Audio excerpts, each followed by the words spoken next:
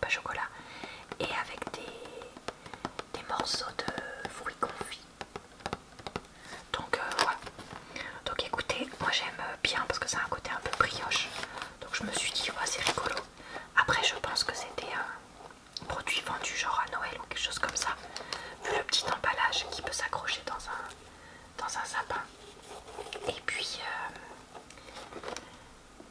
oui, puis le côté portion individuelle puisque ça se mange autour des fêtes. Mais bon, moi je l'ai pris quand même.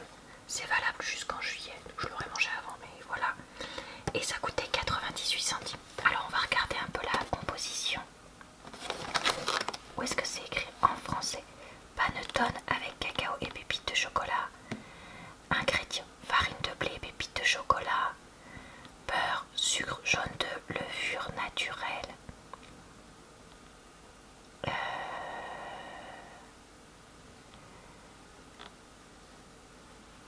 attendez, je me suis perdue. Sirop de sucre, émulsionnant, cacao en poudre, extrait de malt d'orge, sel, arôme. Ah, par contre, les œufs, c'est des œufs de poule élevés au sol, donc ça c'est déjà bien, même si ce serait mieux que ce soit des poules, comment on appelle ça, qui peuvent aller dehors, plein air, voilà. J'avais perdu le terme, j'ai bugué. Donc écoutez,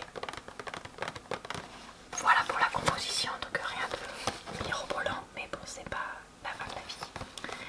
Pour les valeurs nutritionnelles, alors je vais soulever un peu l'étiquette parce qu'on voit pas tout à fait le bas. Elles sont bizarres ces étiquettes des noces, mais parce que je suis pas allée dans mon ose habituel, je suis allée dans un ose avec ma mère et mon frère, et du coup c'était un où je vais jamais. Pour 100 grammes, je crois que le produit fait 100 grammes, donc si vous mangez oui c'est ça, si vous mangez toute la petite brioche, 405 kilocalories, 19 grammes de matière grasse, dont 12 de saturé, donc bon, peut-être pas manger tout en une fois. 49 grammes de glucides, dont 20 grammes de sucre, 2,4 grammes de fibres, ce qui me paraît étonnant, 8,2 grammes de protéines et 0,4 grammes de sel. Donc écoutez, ça reste très sucré et très gras. Mais bon, c'est pour se faire plaisir une fois de temps en temps.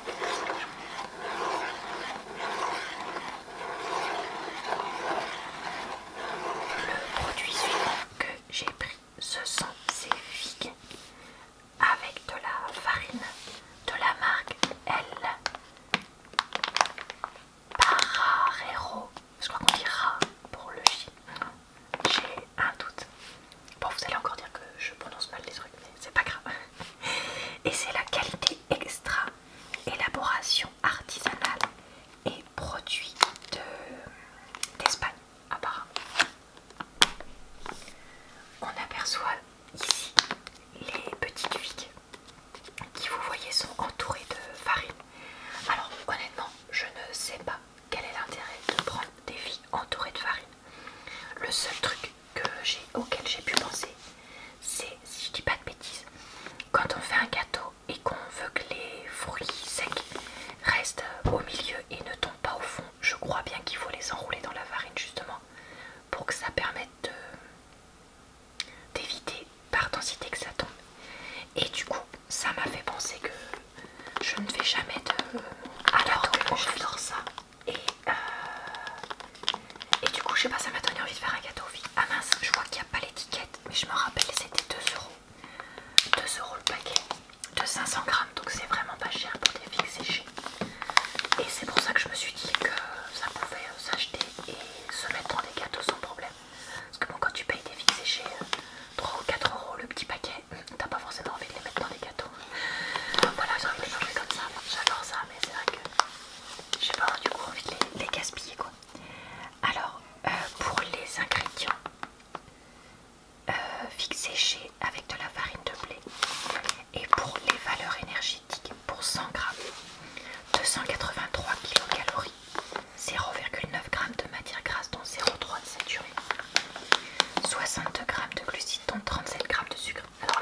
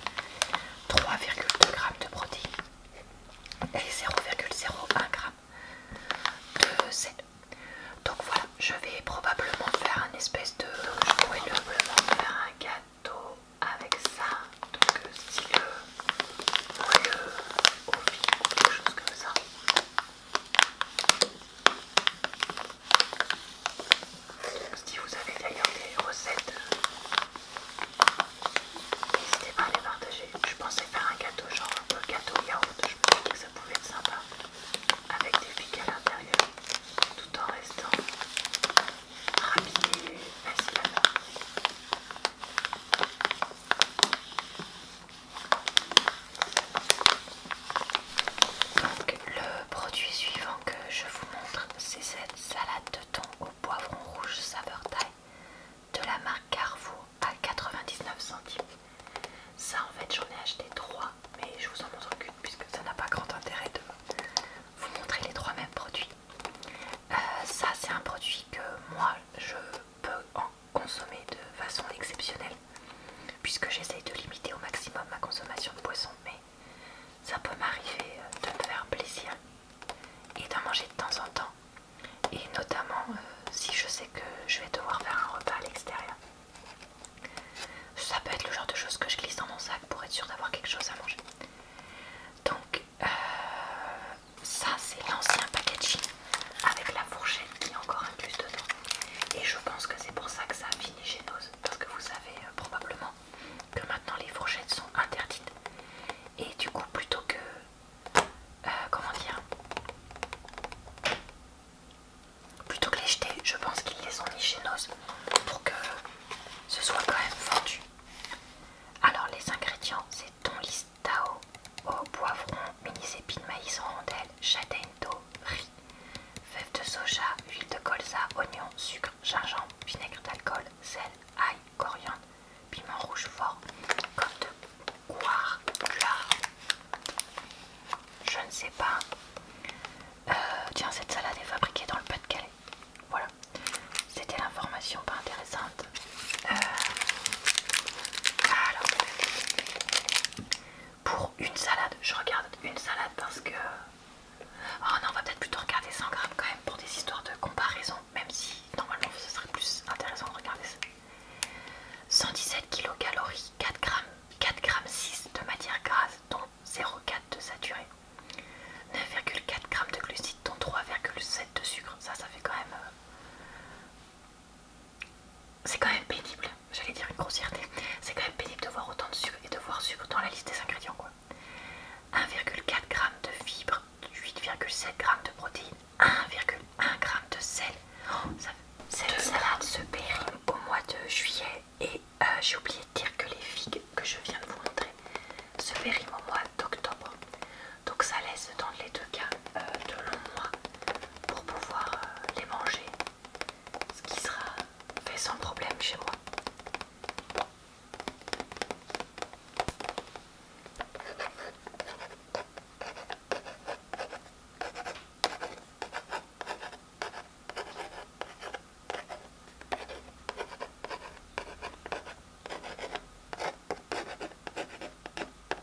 J'ai oublié de vous dire, je suis en train de penser à autre chose, que si vous mangez occasionnellement des salades de thon en boîte, genre mexicaine, parisienne, tout ça, n'hésitez pas à tester celles de Carrefour de cette gamme là, parce que c'est vrai qu'elles ont un goût qui est quand même assez unique. Qui produit d'après, c'est ce thé vert en petite bouteille de la marque Umai Cha sans sucre.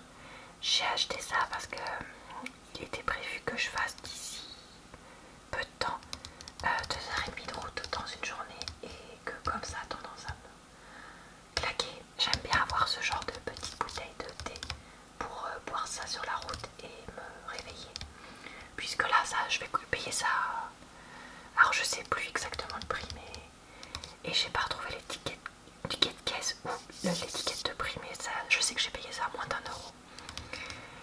Et quand tu prends un tout petit thé dans une machine à café sur l'autoroute, ça coûte bien plus cher que prévoir ce genre de choses là. Donc c'est pour ça que j'aime bien en avoir à la maison d'avance pour ce genre d'occasion.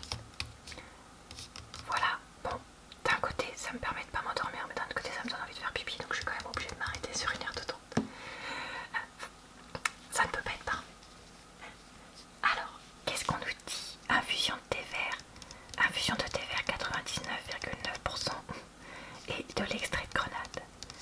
C'est à consommer avant le mois de mai. Donc moi je trouverais bien l'occasion de le boire d'ici là, parce que si jamais je fais pas donc le trajet dont je vous parlais sur la route vers une des grandes villes du coin, que ce soit pour le boulot ou perso, il est possible que j'en ai besoin pour... pardon, pas que j'en ai besoin, mais si j'utilise pas pour un besoin spécifique plutôt, dans ce cas-là,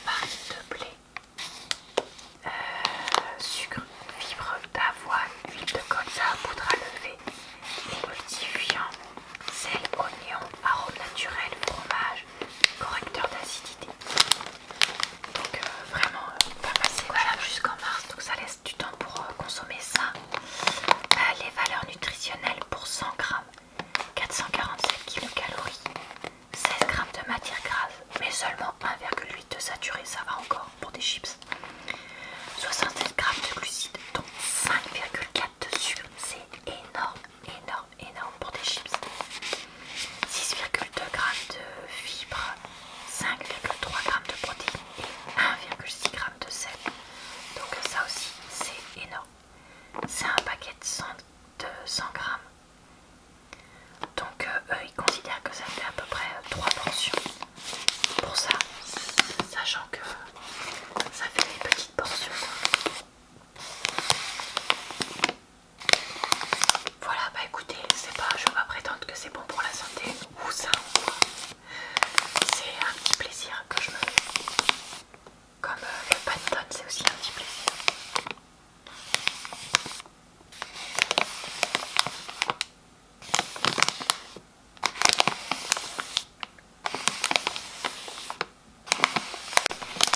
Ensuite, j'ai pris des graissins traditionnels produits en Italie. Un paquet de 100 grammes de la marque très Spig, je sais pas du tout. J'utilise ça de temps en temps pour remplacer les croûtons dans les soupes ou alors éventuellement l'été pour tremper dans des crèmes slash mousse faites maison, genre du tzatziki, un tartare d'aubergine ou de courgettes, enfin vous voyez ce genre de choses, que ce soit acheté ou fait maison. Ou éventuellement je les casse et puis je mets ça dans une salade ou des choses comme ça. Donc bref, je trouve toujours un moyen de manger. Alors ce qui est particulier, c'est que c'est périmé. Bah non, c'est pas périmé parce que j'ai eu une promotion où ça coûtait que 25 centimes au lieu de 70. Parce que c'était date courte, mais c'est pas date courte, c'est 11,21. Alors là, je comprends pas pourquoi j'ai eu une promotion. Peut-être qu'ils en avaient trop. Je sais pas. Bon bah écoutez, j'ai eu une promotion en pensant que c'était une date courte et que j'allais devoir les manger rapidement. Mais en fait non, pas du tout, j'ai un an pour les manger, donc pas du tout pressée.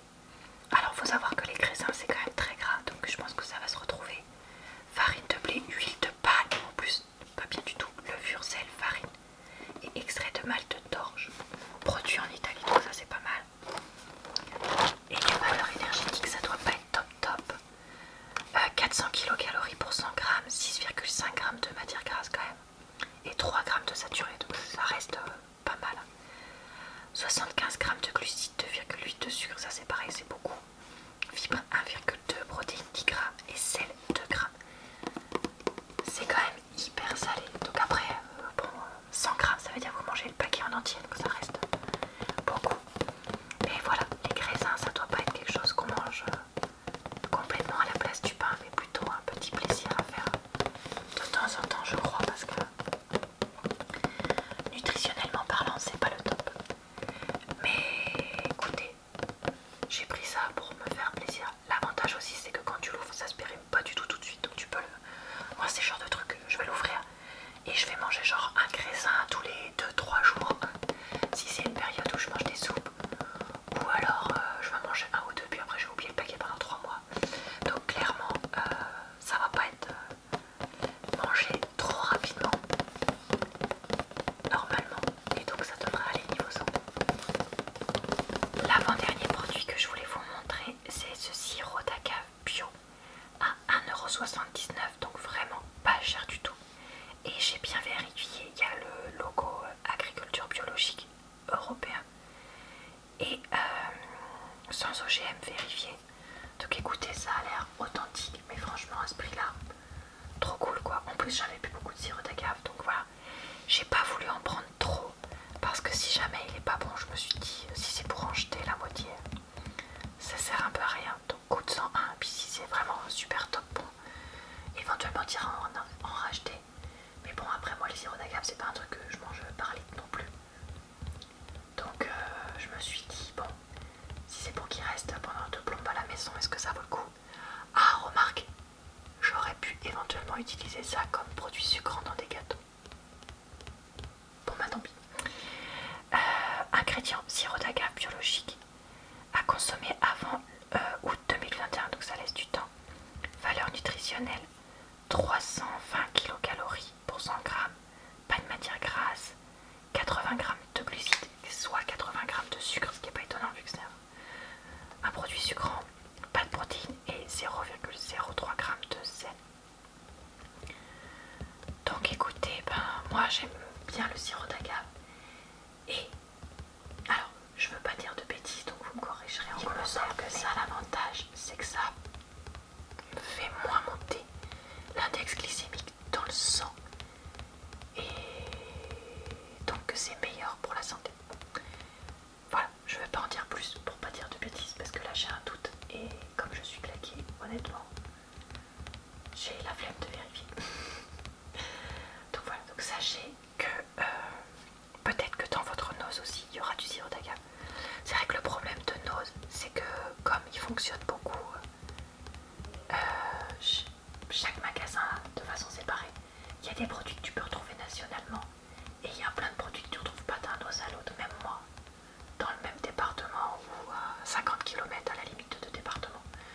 plein de produits que je vais pas retrouver. Donc bon, c'est à savoir. Le dernier produit que je vous montre, c'est un produit de nourriture entre guillemets, ce qui constitue la majorité de ce que j'achète à Noz, mais c'est un petit produit de beauté. Donc j'ai pris ça, c'est un... Attendez, parce que je veux pas dire de bêtises. C'est un gommage au sel et à l'huile d'avocat. En dose individuelle, partir en vacances éventuellement ou pour me faire plaisir à la maison. On nous promet régénération et hydratation avec ce produit. Donc la marque c'est Effectima Institut. Je ne connais pas, je sais même pas de quel pays c'est. Ah, apparemment ça vient de Pologne. Donc on nous dit quoi? Je vais pousser l'étiquette. J'ai dit que ça coûtait 79 centimes ou pas, je sais plus. Ce qui était un peu cher pour un truc prétendument unitose, mais comme il y a 30 ml, moi clairement ce sera pas unitose, mais dose multiple avec ce produit. Parce que déjà que je suis quelqu'un qui utilise de façon plutôt économique les produits de beauté, mais alors là, clairement, ça me paraît beaucoup, 30 ml d'un coup. Donc si vous voulez augmenter la douceur et le confort de votre peau dans une façon rapide et satisfaisante, vous pouvez choisir donc notre produit parce que le sel c'est une façon efficace de, comment on appelle ça, de gommer les particules. C'est une des façons les plus, non, une des particules les plus efficaces pour faire des gommages, pardon. Et l'huile d'avocat est une des meilleures huiles hydratantes et régénérantes. Mettez le gommage sur une peau humide et frottez doucement, puis sentez votre peau devenir parfaitement douce et relaxante. C'est ça, il faut massager de façon avec des mouvements circulaires et rincer par la suite. Voilà. Donc écoutez, pourquoi pas. C'est vrai que quand on appuie dessus, on sent qu'il y a des petits grains de sel dedans. Donc je vous avoue que j'ai jamais testé un gommage au sel. Moi j'ai déjà fait plein de gommages au sucre, mais au sel jamais. Donc je me suis dit que ce serait rigolo de tester ça. Après tout, pourquoi pas. Si vous avez déjà testé ce genre de produit, dites-moi si les gommages au sel c'est agréable ou pas. Franchement je sais pas du tout. Voilà pour cette vidéo. J'espère avoir pu vous relaxer et vous divertir avec tous ces produits. Je vous retrouve donc samedi prochain pour une nouvelle vidéo de retour de course et tous les autres jours sur ma chaîne pour d'autres types de vidéos. Je vous souhaite une bonne soirée.